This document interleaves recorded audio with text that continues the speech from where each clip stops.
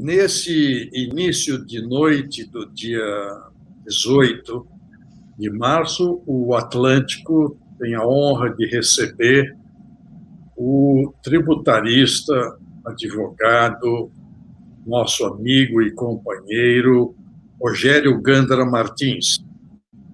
Nosso objetivo é conversar um pouco sobre a reforma tributária.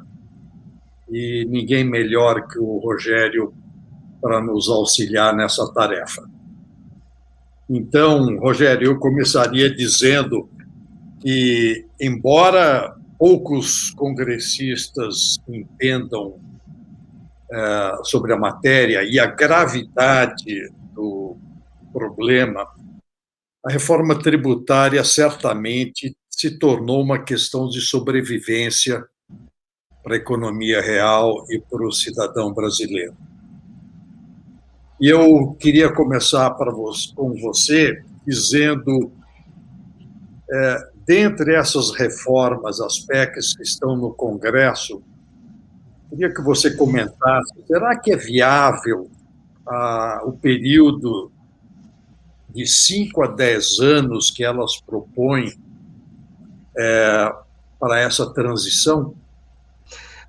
Falando na questão das atuais reformas, com esses períodos de transição, né, nós já tivemos no passado alguns exemplos ou de tributos ou de mudanças de sistemas, eu não diria de reforma como um todo, e que davam um período de transição.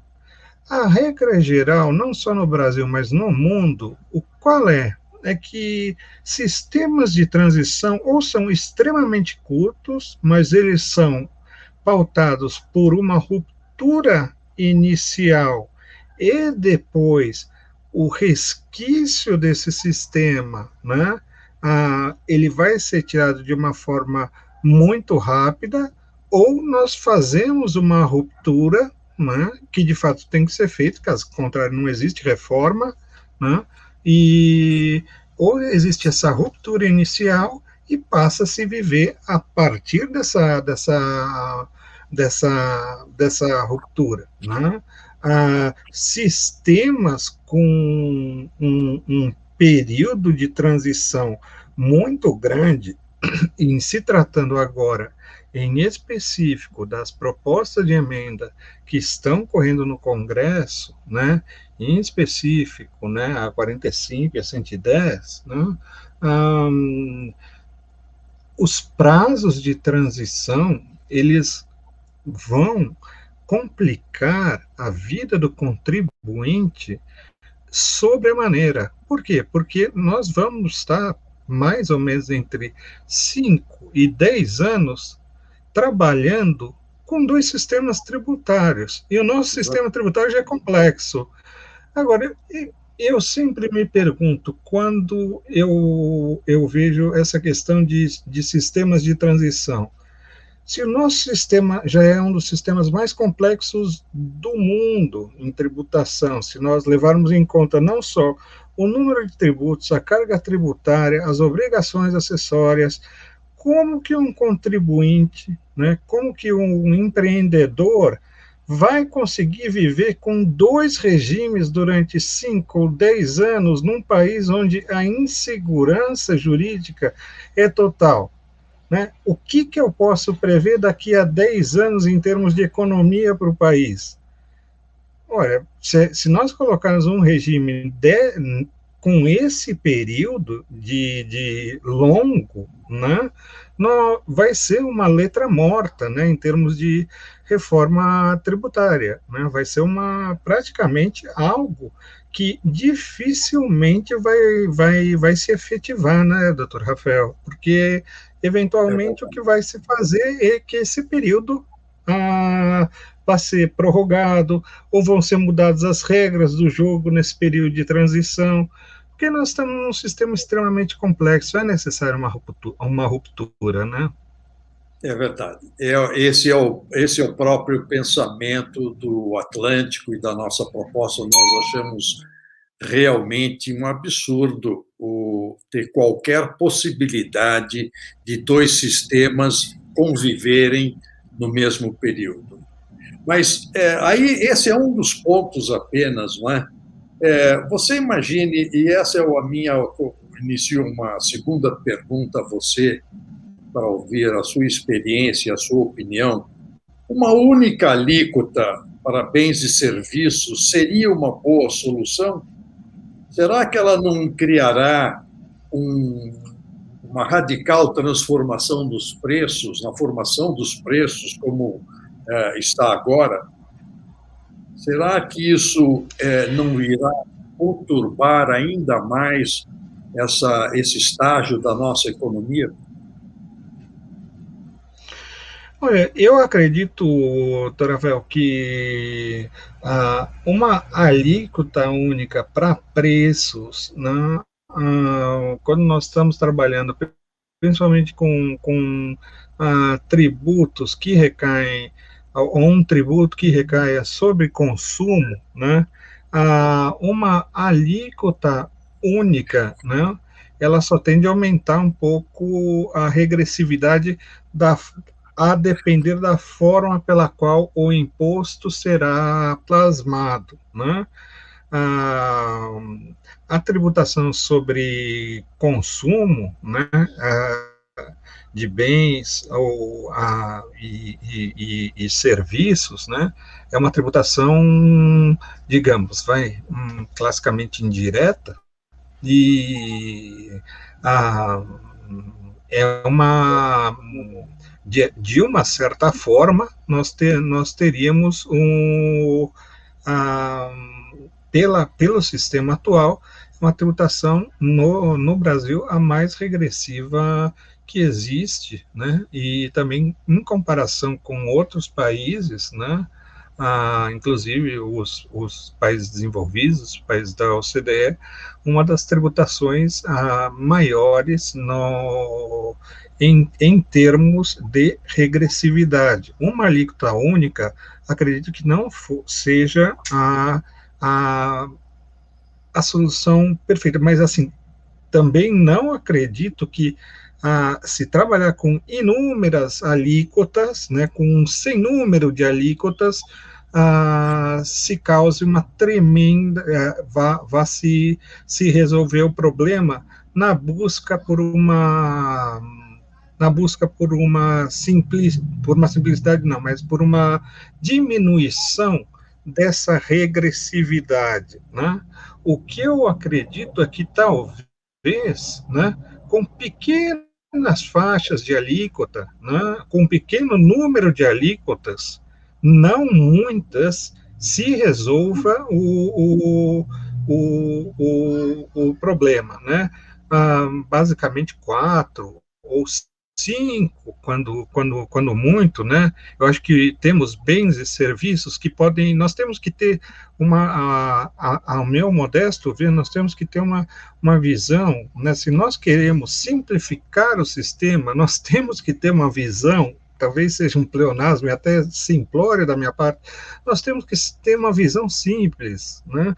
Se nós estamos querendo simplificar o sistema, ora, nós temos que pensar que, olha, os bens ou os serviços, o que eles são? Nós podemos agregá-los em 4 ou 5 grupos, nos quais novos bens ou novos serviços entrariam dentro desse grupo. Não precisa se criar, como se cria hoje no Brasil, grupo sobre grupo, nomenclaturas sem fim, e tudo vira norma jurídica tributária, e assim, e com isso nós vamos burocratizando e tornando o sistema mais complexo, e deixando o contribuinte em maior incerteza e, com certeza, também aumentando a carga tributária. Uma alíquota, não sei se seria a opção ideal, né? Mas acredito que um conjunto pequeno de alíquotas, né, e que agregasse todos os bens, né, e serviços, na minha modesta opinião, talvez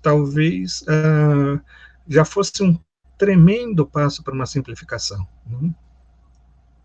Olha, Rogério, eu fico muito feliz porque, coincidentemente, e nada de modesta opinião, a sua muito ponderada opinião, mas a proposta do Atlântico, justamente, ela compõe 5 alíquotas para capturar as diferenças entre os bens essenciais, serviços pessoais de profissionais, bens comuns, supérfluos e poluentes ou insalubres. O nosso objetivo, justamente, é diferenciar isso, porque esta é a forma de você validar e enxergar a diferença entre os bens e serviços, o que é essencial e o que não é essencial. Você não pode ter uma alíquota para alimento, ou para medicamento, ou para escola, isso igual a uma alíquota de um produto supérfluo. Então, é prioridade a proposta do Atlântico justamente essa simplificação que você mencionou. E se nós não fizermos isso, nós não teremos um dos objetivos inerentes de uma reforma tributária, certamente essa simplificação.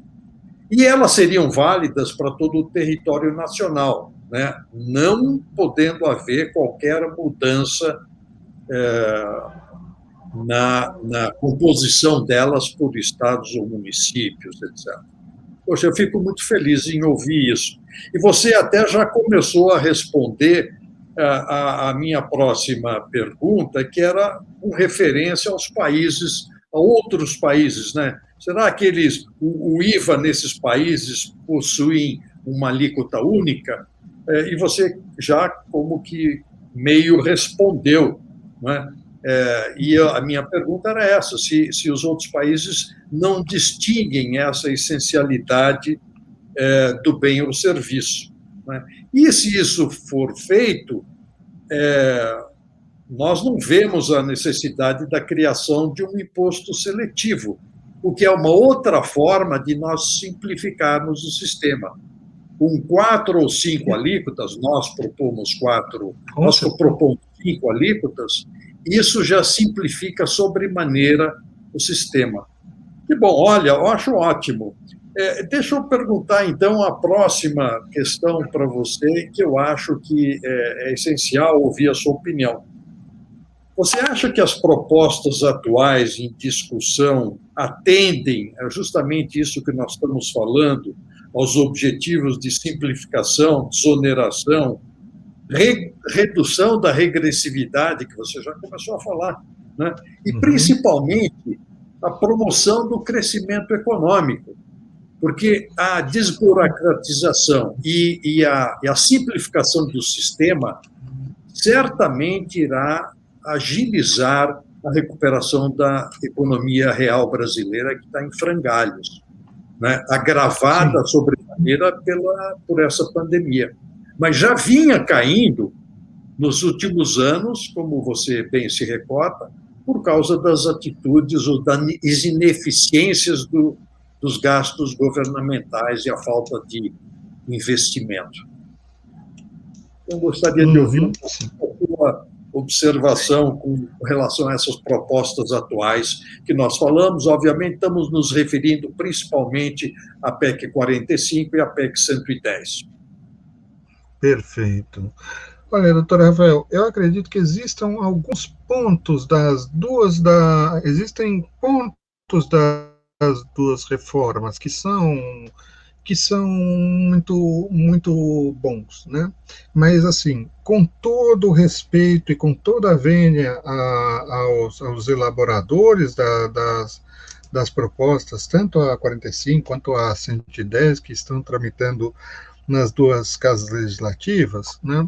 Eu acredito que, assim, são propostas que, se correrem e forem aprovadas, né, por si só, né, elas não vão resolver o problema do Brasil. O que o Brasil precisa hoje, em termos tributários, eu costumo, às vezes, nas aulas que dou, né?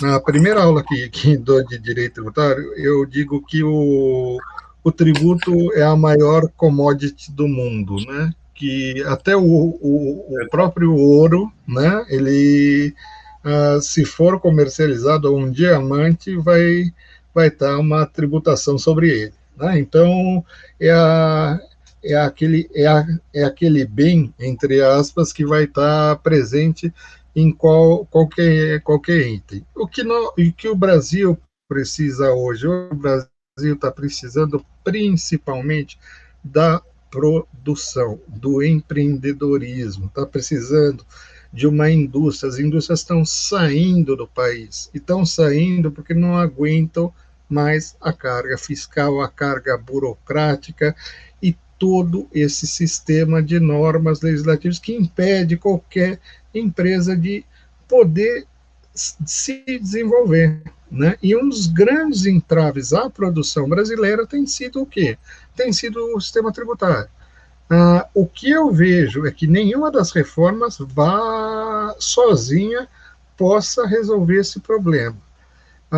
O senhor colocou como um exemplo muito pontual e muito acertado, doutor Rafael, a questão do encargo em folha, né, que é algo que onera tremendamente as empresas. Né? Nenhuma das propostas tira esse encargo de folha. Existe também a falta de simplificação. O Brasil precisa, de uma vez por todas, criar um sistema de simplificação tributária. Nós temos um país de dimensões continentais, não dá para que eu continue com um sistema de mais de 70 tributos rodando, né, por 27 estados, né, deixando o contribuinte numa absoluta incerteza jurídica. Também creio que uma reforma tributária deve encostar na parte da simplificação da fiscalização.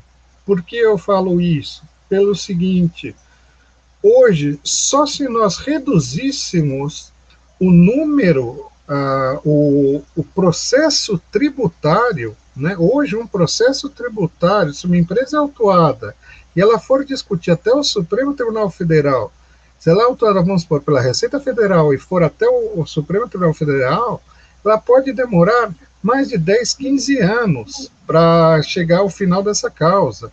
Né? Ora, o nosso sistema é tão complexo que o que nós vemos, que se num sistema onde uma mera reforma processual já simplificaria o sistema tributário, né, é sinal de que, sem mexer qualquer norma da tributária propriamente dita, é sinal de que o nosso sistema tributário está extremamente complexo, né? E nada cristalino. Por isso, Rafael, eu acredito, né, que as duas reformas também pequem por esse motivo. Né? Elas não apresentam meios de simplificação. Outro ponto também que eu acho que, assim, que é algo que eu martelo muito quando eu vejo sempre alguém falar em reforma tributária, né, é a velha questão da receita e da despesa. Né? Ok, vai se diminuir uma receita ou vai se buscar diminuir uma receita, mas e a contrapartida da despesa, né? Onde vai ter um corte de despesa, né?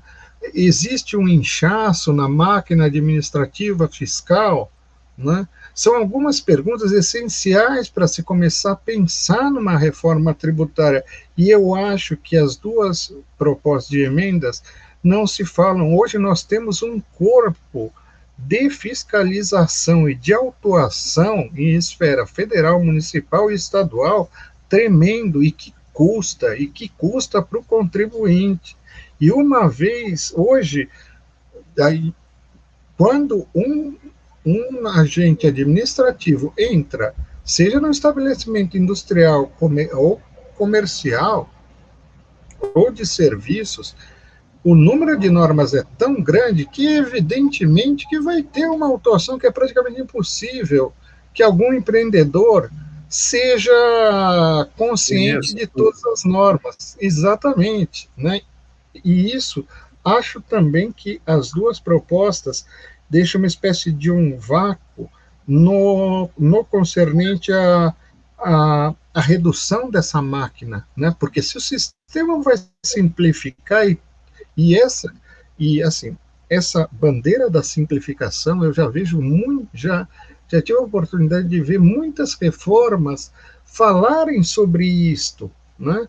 Mas não falarem, ora, se vai simplificar o sistema, por que não vai se diminuir a máquina administrativa de fiscalização? Ora, se o sistema é mais simples, eu preciso de menos gente, eu preciso de menos orçamento para isso. E o orçamento que se come nessa esfera é tremendo, doutor Rafael.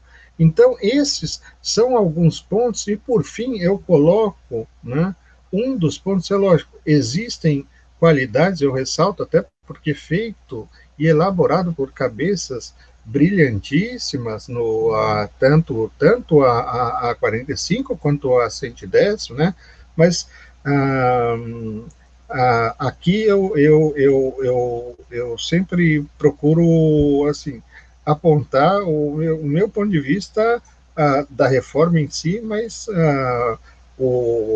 jamais atacando o brilhantismo e das pessoas que o fizeram, né? Um debate assim e uma sugestão de ideias, né? Exatamente. Quando se fala em reforma tributária, por óbvio, nós temos que ter pontos de partida, como eu já tinha falado para o senhor, né, doutor Rafael. E um dos pontos básicos é o seguinte, e isso existe, por exemplo, nós tivemos exemplo recente na própria administração do Trump, sem levar em consideração posições políticas norte-americanas, não entrando no mérito da pessoa, mas quando foi baixado no primeiro ano do mandato do presidente Trump a reforma administrativa, o Tax Act, se falou já de início, né, o quanto de carga tributária seria diminuído ao final da reforma.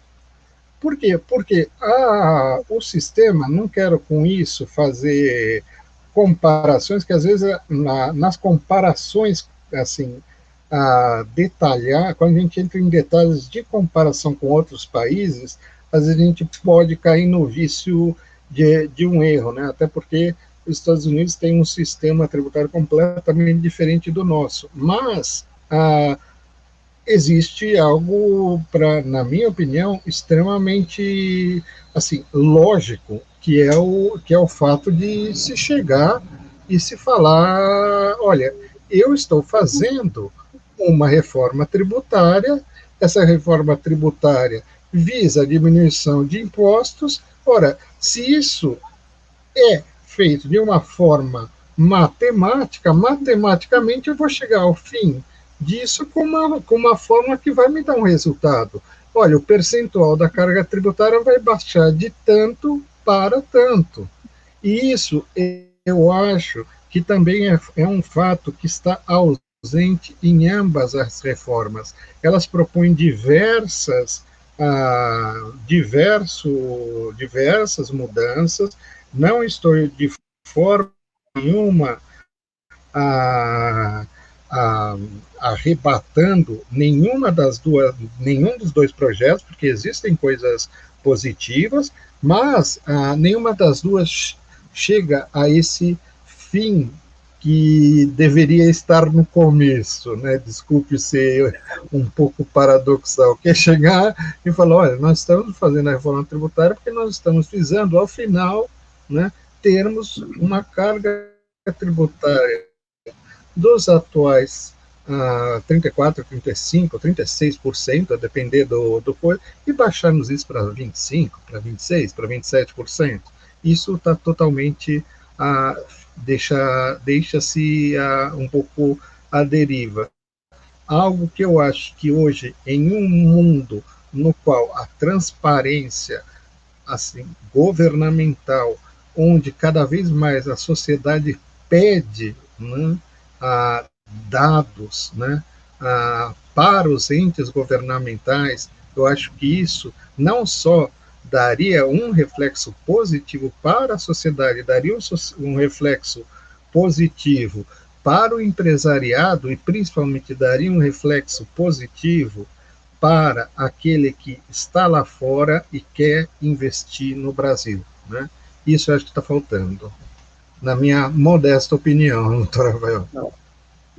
Doutor Rogério, enfim, certamente isso nós concordamos certamente com essas observações, e eu não sei se você sabe integralmente, mas dentro dos itens de proposta do Atlântico, nós temos aquela chamada criação do ONDA, que é o Operador Nacional da Distribuição de Arrecadação, que é um sistema computacional que usa coeficientes percentuais exatos para distribuição diária da arrecadação a estados e municípios.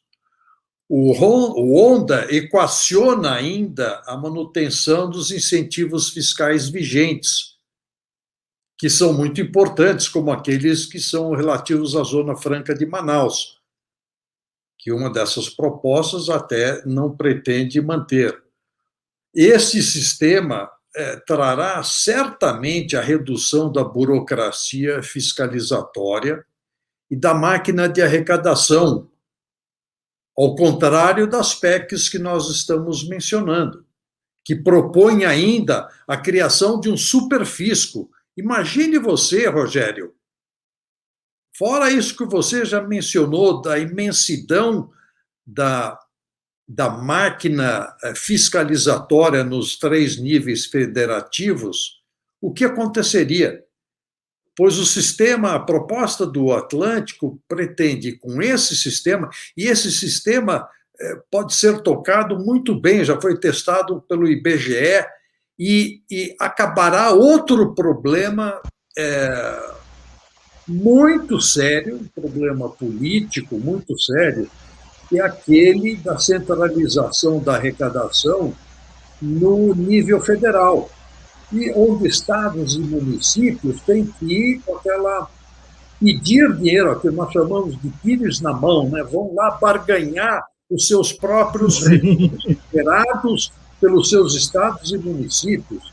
Então, isso é de um absurdo político monstruoso. E a proposta do Instituto Atlântico justamente propõe a criação desse sistema computacional que vai permitir a transição imediata, né, de um sistema tributário para o outro, e vai economizar bilhões aos contribuintes.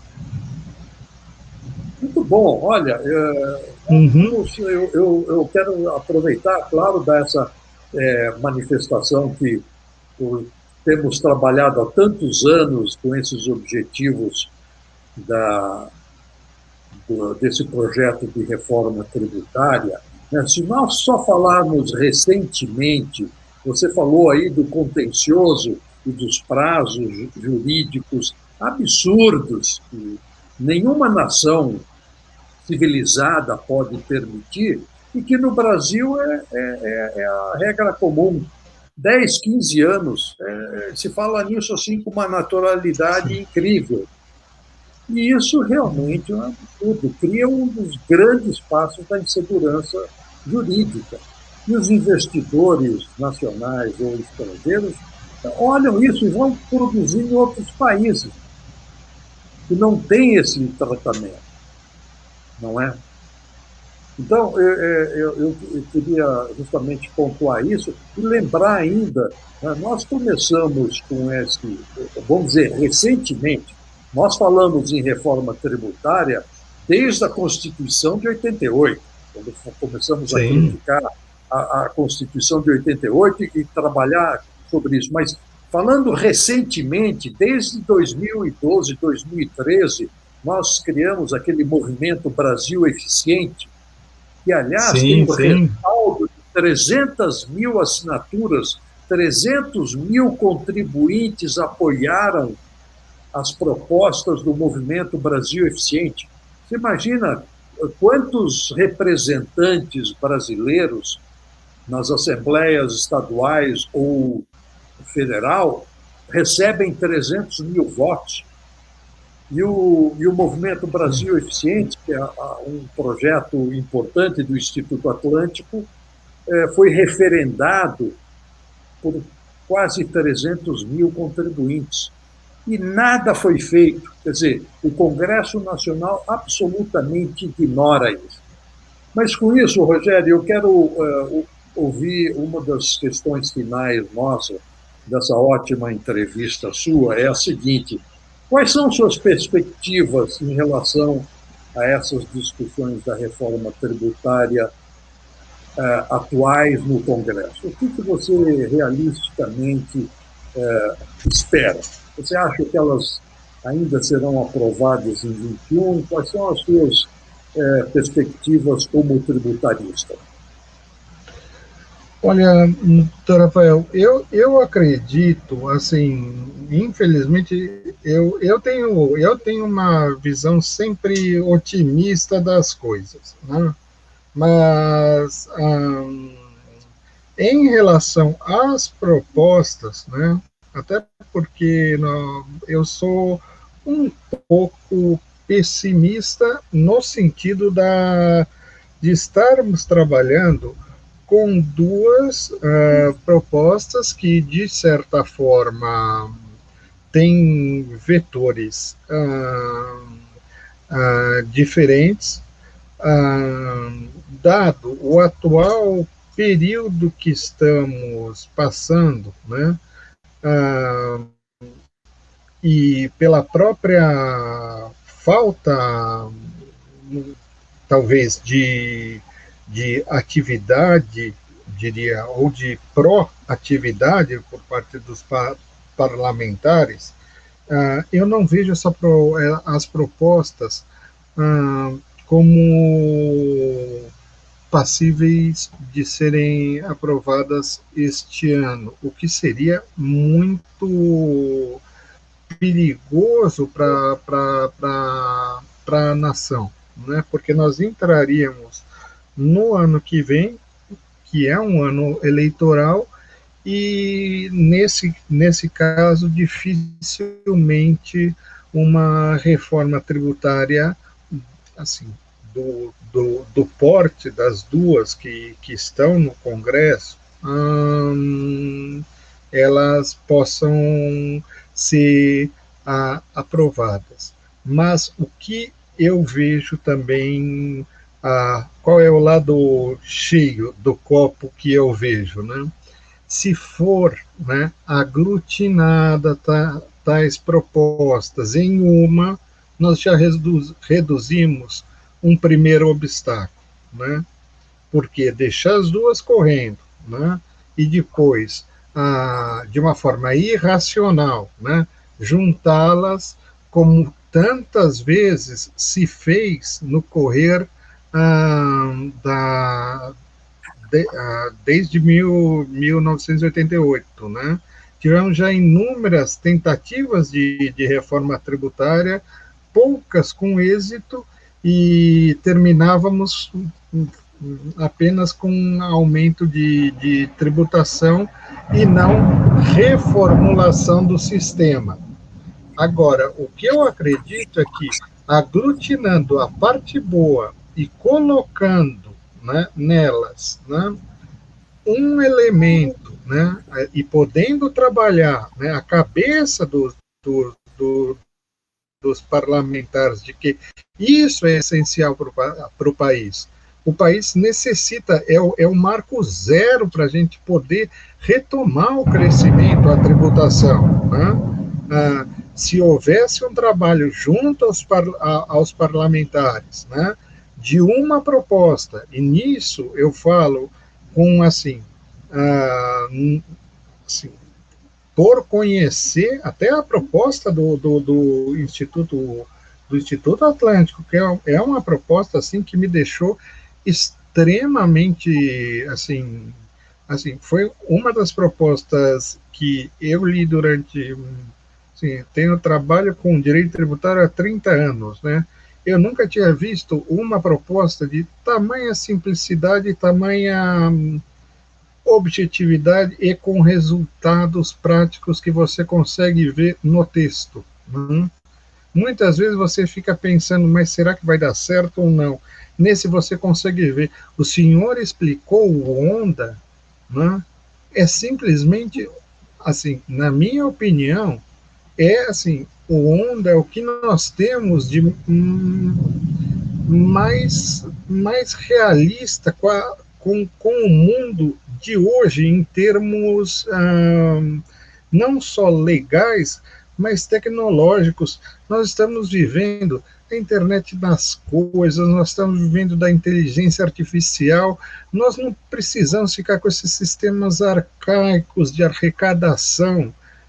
Pelo onda, um tributo é recolhido, ele está no mesmo dia praticamente, ou no dia seguinte ele está na boca, desculpa a expressão, mas está na boca do caixa de um outro município, num percentual ajustado, perfeito, que não vai deixar insegurança jurídica. Nós vamos dar força aos entes federados, vamos dar força à produção, vamos dar força à indústria, vamos, enfim, chamar o empreendedor externo, chamar o investidor externo. Eu acho que a apresentação de uma proposta como essa, buscando aglutinar, né, alguns pontos das propostas existentes e com trabalho reforçado junto aos parlamentares, mostrando que é possível, né? E o senhor muito bem citou a questão do Movimento Brasil Eficiente, do qual eu tive a honra também, viu, doutor Rafael? Não sei se o senhor sabe, mas eu tive a honra de poder assinar, né? E me sinto muito orgulhoso de poder ter sido um dos 300 mil que passei a minha canetinha lá no abaixo-assinado, né? Mas nós caímos nessa situação que o senhor muito bem relatou, né? Esse descaso talvez fosse uma palavra deselegante, né? Mas assim, esse achar que é um problema que pode ser deixado para depois. Nós estamos desde 1988, porque o sistema tributário ele já nasceu com tremendos erros. Nós estamos desde de 88 com um sistema tributário que tem que ser reformado, né? Nós estamos em 2021, já é hora de fazer isso. Os países estão passando o Brasil, existem capitais que estão preferindo o Paraguai ao Brasil para depois vender o seu produto aqui no Brasil. Nós não podemos, imagine, a potência que somos, deixar amanhã que, não sei, sem menosprezo aos menores países, em termos de PIB, etc., mas daqui a pouco, não sei, qualquer ilhota do Caribe que não seja um paraíso fiscal vai estar com um PIB maior que a gente, né? Então, eu acho que um trabalho, para resumir, a minha resposta, doutor Rafael. Essas duas propostas, acredito que só por elas elas não passam desse ano. Mas eu acho que eu ousaria dizer que a proposta do Atlântico, junto se aglutinada com alguns pontos das atuais reformas, a 45 e a 110, e com um bom trabalho de atenção aos parlamentares para que eles entrem nesse, que eles, de uma certa forma, assimilem que o Brasil precisa ser eficiente, né? Daí sim, nós estamos agora em março, né? Mesmo passando por um terrível período de pandemia, mesmo daí sim eu posso acreditar que nós teríamos uma possibilidade de uma reforma tributária. O Atlântico, para o Atlântico, a reforma tributária deve promover o crescimento econômico e a justiça fiscal. Com isso, nós produziremos um resultado positivo ao bem-estar dos brasileiros e aos que produzem.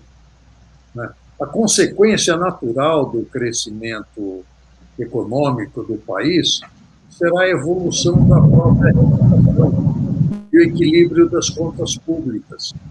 Os parlamentares têm que entender isso. A fonte dos recursos é o contribuinte, é o Brasil produtivo. Nós não conseguiremos nada diferente. E é lamentável, não é? Embora nós tenhamos bons parlamentares também, é lamentável esse descaso, eu acho que é o o Atlântico entregou em agosto de 2019 a proposta que nós até chamamos de aglutinadora, porque achamos que entre as duas propostas, entre a PEC 45 e a PEC 110, há pontos aproveitáveis, mas a PEC 110 tem uma consistência melhor. E nós até podíamos considerar a proposta do Atlântico como um substitutivo da proposta da PEC 110. E não há dúvida. Agora, esse é o papel de cada um de nós, cidadãos. Né? Nós precisamos entrar em contato com os parlamentares, e o Atlântico tem feito isso seguidamente, agora, recentemente, como eu disse, desde agosto de 2019. Mas é lamentável mesmo, é lamentável o descaso que isso vem do Congresso. Nós não podemos permitir, como cidadãos, que isso continue, porque isso arruinará o país. Sim. Doutor Rogério, foi, olha, um grande prazer recebê-lo aqui neste começo de noite. Nós agradecemos muito a sua colaboração, a sua entrevista, e eu tenho certeza que ela foi muito esclarecedora e esperamos encontrá-lo em outras oportunidades nessa batalha por um Brasil melhor e mais justo. Muito obrigado pela sua participação. Nossa, eu que agradeço, doutor Rafael, e olha, para mim foi uma tremenda honra essa conversa com o senhor, pessoa que falei no início da conversa, admiro muito já há muito tempo, e assim, e o Instituto Atlântico, que possui, assim, capitaneado pelo senhor, e assim, com pessoas assim, que eu tenho, assim, não só a alegria de ter como grandes amigos, mas também a tremenda admiração pela assim, pelo intelecto, pela inteligência, clareza e acima de tudo, pelo idealismo, por querer um Brasil melhor, né? Tá? O que mais me admira no Instituto Atlântico é essa união pelo bem do Brasil. Né? É uma união por um Brasil melhor. Né? Não é para o Instituto Atlântico, né? É o Instituto Atlântico para o Brasil. Isso me deixa tremendamente honrado, doutor Rafael. E eu gostaria de aproveitar para parabenizá-lo por isso, sabe? Essas são dessas iniciativas que um dia vai se chegar a isso. E eu acredito que esse dia está chegando cada vez mais próximo. Quanto mais nós pudermos conscientizar o contribuinte e também tirar essa própria mentalidade do contribuinte de vamos parar de reclamar, né? É lógico, as coisas estão ruins, nosso sistema tributário é péssimo, mas nós podemos melhorar, existem ótimas propostas, nós temos a proposta do Atlântico, e fazer isso, o parlamentar acaba ouvindo, né, o povo. Quanto mais nos unirmos, mais chegaremos aos nossos representantes, que lá estão por o quê? Lá estão por nosso sufrágio, lá estão para nos representar. Né? Então, eles têm a necessidade disso. Então, esta é a principal mensagem que eu deixo no final, assim, um pouco, talvez, repetitiva, as belas palavras que o senhor ponderou, doutor Rafael, mas, assim, não só agradecendo, mas eu saio dessa conversa muito, muito feliz de, assim, poder também tá ajudando e tá à disposição do Atlântico. Para mim, estar perto do Atlântico é sempre uma honra. Doutor Rafael, agradeço imensamente. Tá bom? Muito obrigado, Rogério. Então, esperamos encontrá-lo numa próxima oportunidade e, quem sabe, tá com notícias melhores. Muito obrigado pela sua participação. Eu que agradeço, doutor Rafael. Até logo. Até logo.